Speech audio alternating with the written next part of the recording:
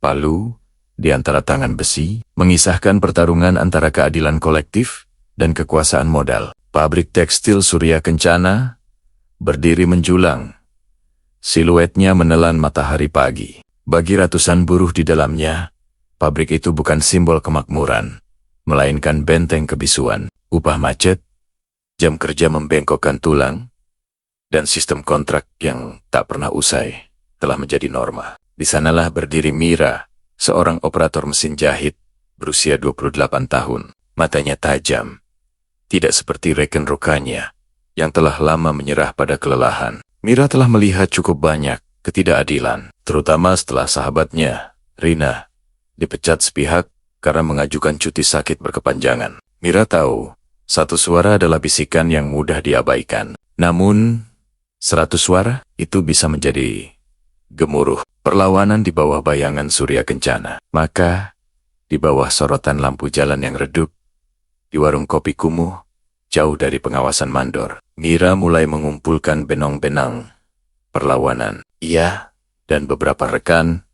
yang berani termasuk Pak Budi, veteran pabrik dengan punggung membungkuk, dan Aji, pemuda bersemangat dari bagian logistik diam-diam, mendirikan Serikat Pekerja Sejahtera SPS. Pembentukan serikat ini adalah aksi dramatis yang membawa risiko tinggi. Tuan Hartono, pemilik pabrik dan seorang pemodal berpengaruh, melihat serikat sebagai virus yang mengancam keuntungannya. Mereka ingin menuntut kenaikan upah 20%. Biaya hidup, omong kosong, geram Tuan Hartono kepada manajer HRD-nya. Saya yang memiliki modal dan risiko, mereka hanya perlu bekerja. Intimidasi dimulai. Tiba-tiba, anggota SPS yang paling vokal mulai menerima surat teguran tanpa alasan jelas. Pak Budi dipindahkan ke shift malam yang kejam. Aji hampir kehilangan pekerjaannya karena dituduh mencuri kotak sarung tangan.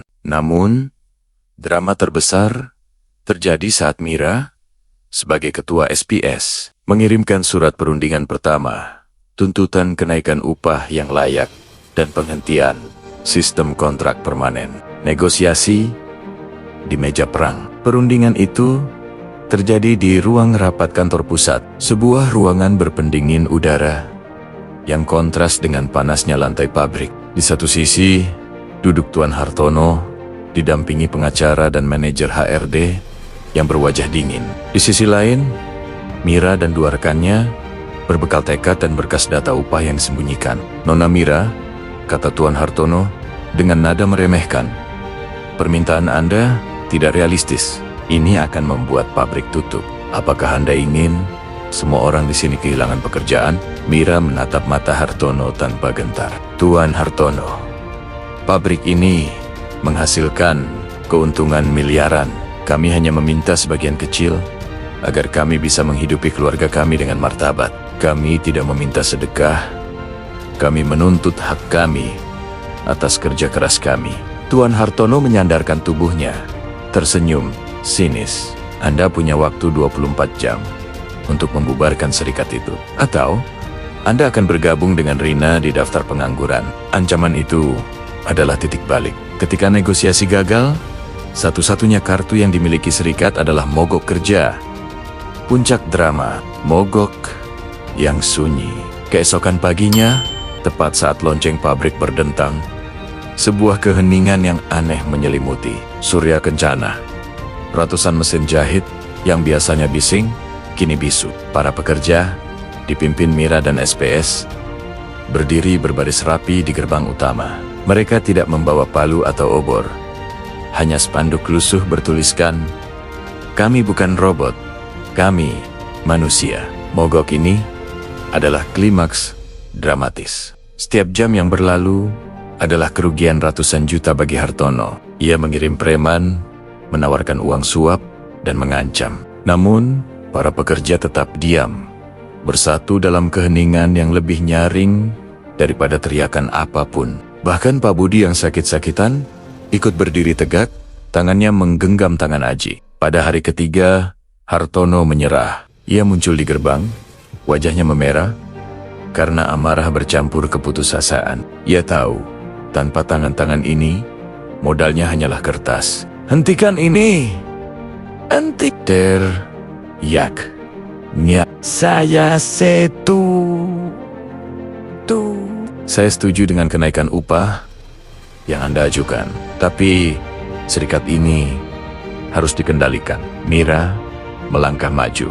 Serikat ini adalah kendali kami, Tuan Hartono. Kami akan menghentikan mogok, bukan membubarkan serikat. Dan kami akan merundingkan perjanjian kerja bersama yang baru. Akhirnya, Tuan Hartono mengangguk pasrah. Keseimbangan kekuasaan telah bergeser. Akhir dan awal yang baru. Beberapa minggu kemudian, Mira, Pak Budi, dan Aji menandatangani PKB yang baru. Upah layak, asuransi, dan prosedur PHK yang adil kini tertulis di atas kertas. Pabrik kembali beroperasi. Tetapi suasana telah berubah. Kebisuan telah digantikan oleh diskusi, dan kelelahan digantikan oleh harapan. Mira berdiri di tengah lantai pabrik yang ramai.